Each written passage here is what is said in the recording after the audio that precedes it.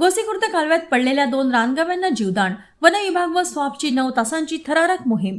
नागभीड तालुक्यातील ब्रह्मपुरी वन विभागाअंतर्गत येणाऱ्या तळोदी बाळापूर वन परिक्षेत्रातील आलेवाही परिसरात एक मोठी दुर्घटना टळली.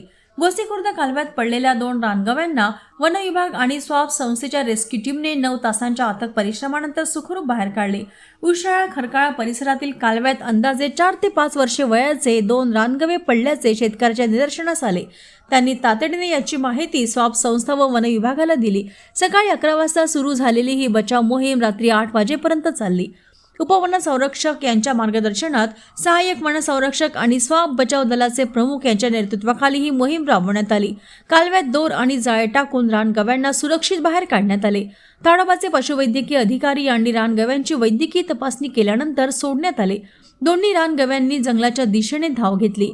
या मोहिमेत वन कर्मचारी, RRU टीम आणि स्वापच्या सदस्यांनी मोलाची भूमिका बजावली. कालव्यावर वन्यजीवांच्या वावरासाठी ठराविक अंतरावर पूल आणि बाहेर पडण्यासाठी पायऱ्यांची सोय करणे आवश्यक आहे, अशी मागणी या निमित्ताने वन्यजीव प्रेमी